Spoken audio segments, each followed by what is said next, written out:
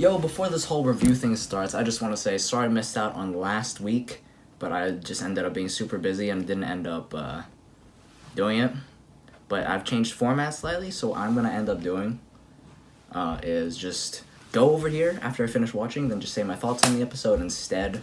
That way I don't have to go through a bunch of notes and make this way longer than it probably should be. But yeah, I'm going to get started. And if you see me wearing different clothes, that means that I watched it all on the days they came out or on different days. But I just came back from on audition, so I'm just going to end up doing it all right now. And I'll see you guys in the review. Anyway, I just finished watching The Time I Got Reincarnated as a Slime, Episode 3, and I really enjoyed it. So Episode 2, since we didn't do last week, it was just about how he got new skills, got out of the cave, ate the dragon guy so he could escape. And if he found a way to get out of the magical spell, he'd be able to do it.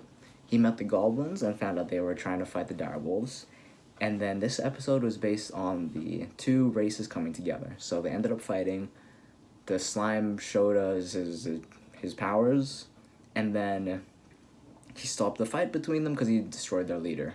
It was really, really awesome, actually. And then afterwards, he started naming them all. And names have power. So the goblins, they all got names, and the Tempest Wolf, the dire wolves, got a name. But because of that, names giving power, it takes away your mana, so your life force, kind of, to name them. So what ended up happening to the slime was that he had to go into for like a few days, and then when he woke up, the goblins evolved into hobgoblins. The girl goblins turned into fully adult female goblins, goblinas apparently. And the direwolves turned into tempest wolves, like legit tempest wolves. He only named the leader of the direwolves, but because of that, they're all connected in a clan. And the direwolf leader shakes his tail so fast, or so like with so much power, that he can create tornadoes. I don't even know if he's aware of this. So what ends up happening is he makes the tiny tornadoes or super strong winds, and he blows the slime guy away, or like the houses that they're in. Like I'm really enjoying this, and they're going to the dwarves now because they set up a small like town where they do hunting, gathering and stuff, but they can't do stuff like building or making clothes. So I am super excited for the next episode because it just brings a huge smile to my face, and I can't wait. So I totally recommend watching this anime still. So, yeah. Next one. Okay, so I got that playing in the background for this one. I don't know if I should, but oh well. But this is the bunny girl one. I forgot what it's called. I'll just place it somewhere. But this episode, I forgot what last week's episode was kind of about to explain, so we'll skip that. But this episode was about making my sign appear to everybody and the power of their love. Whoa! So, what ended up happening is that everyone else has forgotten my sign at the start of this episode because everyone fell asleep. And to bring her back, the main character, I can't pronounce his name, I forgot. Sakata, I'll call him that. Confesses his love completely to everybody in front of the school. Because he remembers her, right? From the time they spent together. He does it in front of everyone in the field, like... That's so scary, dude. And then because of that, because he fought the atmosphere, she came back.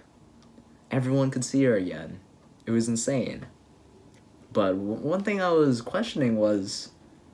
we went back to the start of the season already, because this episode showed the diary, and my son's back already, so the title to me doesn't make sense too much, I guess, because of adolescent syndrome being the main focus. To be honest, I don't know if I'm too excited for the next episode, because I'm not too sure where they're gonna go, or where they're gonna take this, but I am excited to see how their relationship is gonna go. Because I really like their dynamic, and my son is awesome. So, yeah. Now we're going to watch the next one. Hopefully this is a good thing, actually. Yo, so this is Colors in the Wonderful World or something. I forgot. But as usual, it's gonna be over there. So this episode, I can say that maybe nothing super major happened, I suppose. Yeah, the camera keeps shaking because it's on a card. But, so our main character, I forgot her name, is starting to learn how to use magic again because of I forgot his name. So let's just put it here. And his face. But, she's trying to use magic again, and she's interested in the photography and arts club, and that's what this episode is about, trying to get her to join the arts club, which she did in the end. But before that, she went to the event for the photography club, and she used magic unknowingly. That's probably the highlight of the episode for me, maybe. And this part of the episode where she's supposed to use the off-quill blue sand, but because she can't see color, she doesn't know which one she's using. And because of this, she's not supposed to be able to levitate or walk on the water. But as she steps on, she's floating, and she's just walking on the water. And it just suddenly starts raining. And I don't think it's supposed to be raining at that time, because everyone's like, oh my gosh, it's raining. Is this magic too? So she's subconsciously doing it because she's like, I guess she's enjoying herself and believing in herself. But after that, they're like, you used the wrong one. And she's like, ah! And she falls in the water. So, eventually, she talks to our other guy, and she reveals to him that she can't see color. But at the end of the episode, they make up because she fell in the water, and she gets suggested to do some monochromatic photos with the club president by the guy that she told. So that's pretty cool. I kind of want to see where it goes, but I don't know, nothing too exciting this episode. Kind of just like world building, I guess, relationship building, character building. So, yeah, it's gonna be pretty cool. Anyways, I'm gonna go and watch the next one. Yo, not gonna lie, doing this watching and then talking thing, I feel kind of tired, but maybe it's because of the rest of today. But anyways, as you can see, it's Zombieland Saga. I don't know, there's not that much to talk about in this show, to be completely honest. It's kind of just like a fun little show to make you smile, I suppose. So what do I got here? Let's see. So my favorite character so far is probably the organizer guy, their agent thingamajigo, I suppose. Because he's just like, ah! And he's so super energetic about it, I suppose. And one of the best parts probably this episode was how he couldn't spell gorilla. So he had to do it the Japanese way. And then this episode they were just doing some flash dance, flash scene type of thing. Flash concert? Which is pretty cool. Then the two idols didn't really want to participate because like, it's so hard to be an idol. But then they came in and then a little girl was watching. And they're like, yeah, let's go. But yeah, not that much happened, I suppose. Maybe it's just like not my type of show. Cause I don't know, it's just a show to make you smile, I suppose. And I look for more drama shows or action or shonen or something. I don't know. But it's an alright show, you know, just to pass the time. But I'm gonna keep watching it. Maybe. It depends, but I'll probably will. So we're gonna go to the next one here, and this one's kind of short, so. Yo, so it's SSSSSSS Gridman. SS Gridman. But, this episode is interesting.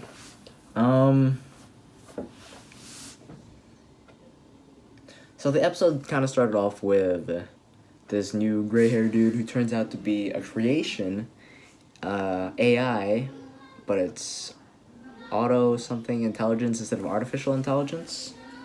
Maybe it was just translated funny or something, but the pink-haired girl did that to try and defeat Gridman, and Gridman was defeated, but he wasn't dead. I was so confused, as if like, where's the show gonna go if Gridman's already dead, right? So what ended up saving the episode was a cell phone.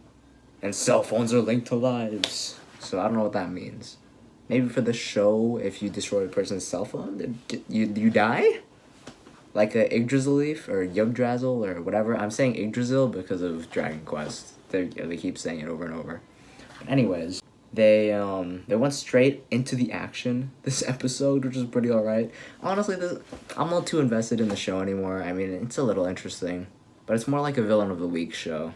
Honestly, like, oh, you got a new power up. Oh, you got a new power up.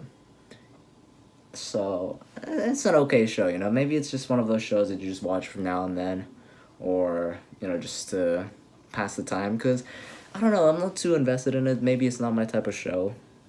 But what I'm actually interested in is that guy right there, because at the end when he loses, he's failed his purpose that when he was created by the pink-haired girl to defeat Gridman, because the second time in battle he lost, and she threw the food all over him, and who knows, maybe he's gonna be a good guy, maybe he's gonna get more angry and try to get stronger, who knows, maybe he's gonna be a separate villain entity entirely or something.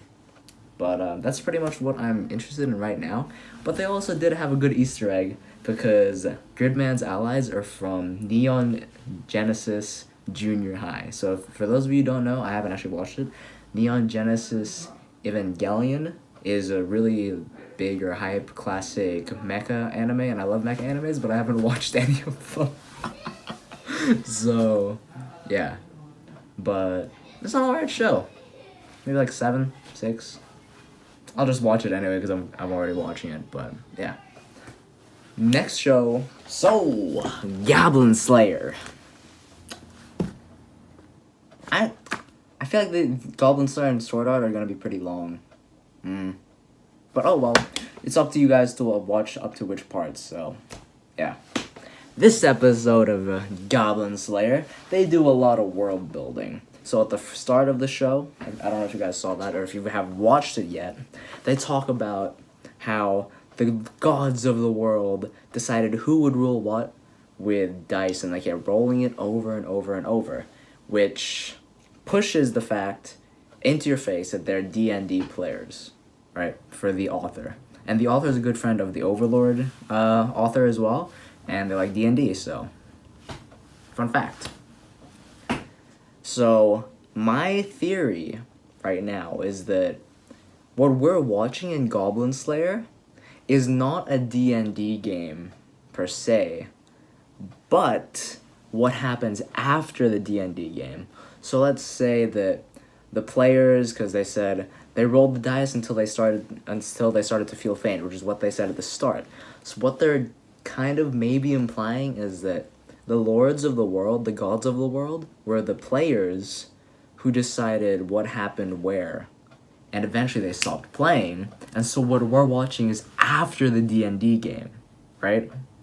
Which is pretty interesting to me. Honestly, that's pretty cool. Anyway, this is Goblin Slayer. Haha, I forgot to put it in. Hoo-hoo. But the new party that came in, the High Elf, the Dwarf, and the Lizard Man, there was so much world building this episode, honestly. When they brought them in, the Okborg, because different language, Beard Cutter for dwarves, and the Lizard Man was the only one who was able to say Goblin Slayer. It was... And then there was the elf and the dwarf racism jokes, which maybe stems from the fact that they were apparently ancient enemies way back when, right? And then maybe it was because she did not have a figure. Maybe. We don't know any more about elves other than her, and they come from direct descendants of the fairies or something. The next part. Goblin Slayer comes in, and I don't know if they cut it or not, because they're talking about, apparently he hears goblins. I have assumed that they were just talking about his name, and he comes in and is like, goblins? Where are the goblins? Where are they? And the attendance lady was like, hey, talk to them. And then Goblin Slayer was like, are they goblins? Like, what the? Anyways, continuing on from that, he gets completely dogged by the elf person, because she's like, your armor is so bad, how can you do this? And she doesn't understand, but the dwarf gets what he's doing is because he's experienced. The dwarf is like, doesn't know anything for some reason. I don't know why. She's like 2,000 years old too, so I'm like, okay. And then the cleric girl, while they were talking, was talking to a witch lady. And the witch lady made fun of the guy that fell over in the last episode that was looking for quests. She called him useless or really bad. And the priest was just staring at her like this. At her boobs. And then she was like, like, what the heck? I guess it's a natural reaction, I suppose, if they're, like, presented the way they were. Finally, Goblin Slayer's like, I accept this quest, and he believes he's doing it by himself, like they weren't, you know, doing anything. So he starts walking out, and the priest chick was like, I'm coming with you! So they just join, and then they all go on a party together, and set up a campfire somewhere, and more world building, because they tell a little story about themselves. The elf gets cut off, though, because of the dwarf. The lizard man cooked something, apparently it was really good. They all shared different foods from their homelands. The lizard man shared some meat he cooked. The elf shared some of her elven rations, but I don't understand why she has her own rations. Maybe it's because she can't eat too much or something from a certain place. The priest shared some soup, and the dwarf shared some wine, which the elf got drunk off of. And Goblin Slayer just didn't care. He's like, stoic as usual, and they just fell asleep. And what he shared was cheese, and Lizard Man was like, oh my gosh, cheese! It's beautiful, it's the nectar of the gods! It was insane, like, his reaction was awesome. And the best part about this, maybe other than those, are probably that Goblin Slayer and the Priest Chick have a sort of understanding, right? Because the Priest Chick, even though she can't see him, they've been partying for a while. I don't know how long right now, but she can tell when he is in deep thought or something's troubling him. I'm just like, cool. And he started to share a little bit about himself because he shared about his sister, and he sounded not so sure anymore. Okay, this is probably the best part though. Or one of the, I don't know. They share their theories for the goblins, where they came from, and the Goblin Slayer's like, I think they come from the moon. The green moon. And I kind of laughed at this for a bit, but then I was like, you know what, you convinced me the moon is green, jealousy, envious, sure, why not? And at the very end, they just showed the elf doing some super cool bow trick. And it was like a curve shot, like, so it's either she's amazing, I don't know, you can curve arrows in this thing, and she has super high skill or super high luck or something, because that was insane. And I can't wait for the next episode, because they're fighting a huge mass of goblins that are in the elven lands, and we don't know how many there are. Apparently there's like champions and lords or something, according to Goblin Slayer. He seems super, like, more experienced than I thought. I mean, that's stupid. Of course he's super experienced. But anyways, that is it for Goblin Slayer. We're going on to the next show. So this is episode 2-3. I think I'm going to make it because I really enjoyed episode 2. So I'm just going to combine episode 2-3 of Sail. So in episode... Crap, I lost it.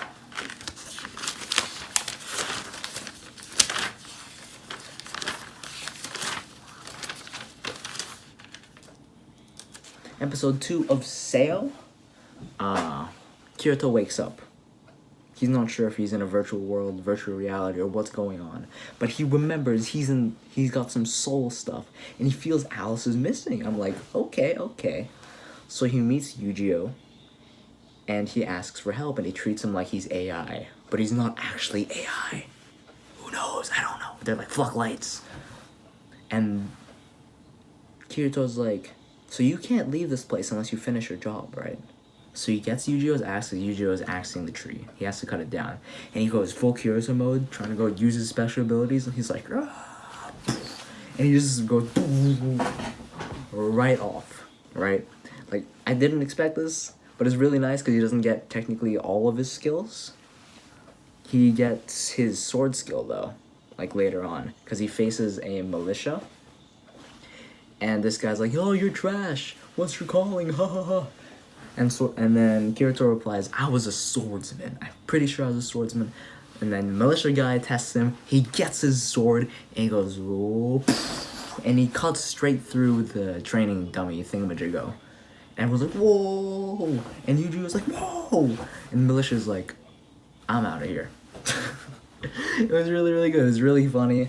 I'm glad that Kirito didn't get all of his abilities, just his sword abilities. But yeah. Oh yeah, one other thing that happened that episode that I really liked was the bread part. Kirito was like, and it was super excited. He wasn't prepared for that, for the bread. And he's like, ah! It was super funny. I really liked it.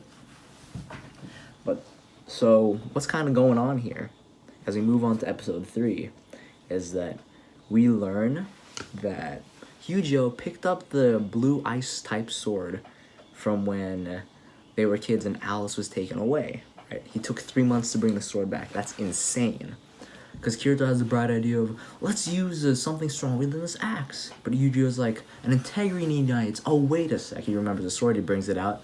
And Kirito's like, I'm going to do it for you, man. No problem. He starts using it, but he can't swing it properly into the tree. So what he ends up doing, he goes, and ricochets again. But he cut it pretty deep. It's just he didn't hit the center, so it only hit 1 life. So he gives it to Yujio, and Yujio doesn't know how to use a sword or anything, but Kirito gives him some tips, and he misses. So nothing comes of it yet. So Kirito puts the symbol on his hand. He's like, what is this? There's like a function thingy to show how strong your hand is or something, or your level of expertise. He's 38. So technically speaking, he's still OP, because the divine sword that Yujio got is 45, so I would say he's still OP, but I'm not sure about Yujio, because he doesn't seem to have trained with anything, just an axe, so. But apparently in the OP, he's using the divine sword, so. Oh yeah, one other thing, at the start of the episode, I don't know if this was on purpose, I don't know if this was in the light novel, but maybe it's just a pun for like us people, the people watching, because if you haven't noticed, Sword Art has a really bad problem with same face syndrome, where all their faces are the same, they just have different hair. If you look at Kirito and Yujio's hair is just a little bit more curled than Kirito's. But they just replace Selka's hair with Sugu's hair, and Kirito's like, when he wakes up, Sugu, is that you? I don't know if that was a pun, but I found it funny. Maybe it's funny just for us people who like see this, but it really made me laugh. So, at the end of the episode, this is where I'm just like, what just happened? Because Hyujo called out to Selka because Selka went up to the End Mountains because Kirito told her that that her sister went to the End Mountains and touched the dark side of the world, which means that's how she got taken by an integrity knight. And she didn't know this yet because no one told her, so she went to try and do it herself, I'm pretty sure is what she did. So Kirito and Thingo chase after her, and Hyujo has this bright idea after she sees she's been captured by goblins. Goblins again, by the way. Goblin Slayer, Slime, and now this show. So many goblins. And they're about to take her away, and Hyujo's like, Selka! He has no weapon or anything. Kirito has no weapon or anything, and this big-ass goblin comes out of nowhere. And Hyujo's just, he's completely frozen, just like what happened in the first episode. Just like he can't do anything. His knees are shaking. Kirito's saying his name, but he can't do anything. I'm hella interested in what happens next episode because of the fact that they don't have any weapons. Hyujo is frozen, and they just seem like to be in a really bad situation. So that's gonna be super cool. I can't wait a week. Awesome. So sorry about the episode 2 thing. I really liked a bunch of the episodes, like from last week, especially the Bunny Girl one, which I didn't really talk about because of the whole like fake date, not date situation. So yeah, I really liked that. But yeah, thank you for being here and watching the parts that you wanted to watch. You know, it's just like a way for me to reminisce about the episode, or like what I really liked about the episode, or you know, that type of thing. So yeah, I hope to see you guys in the next video, and I'm a peace out. Bye bye.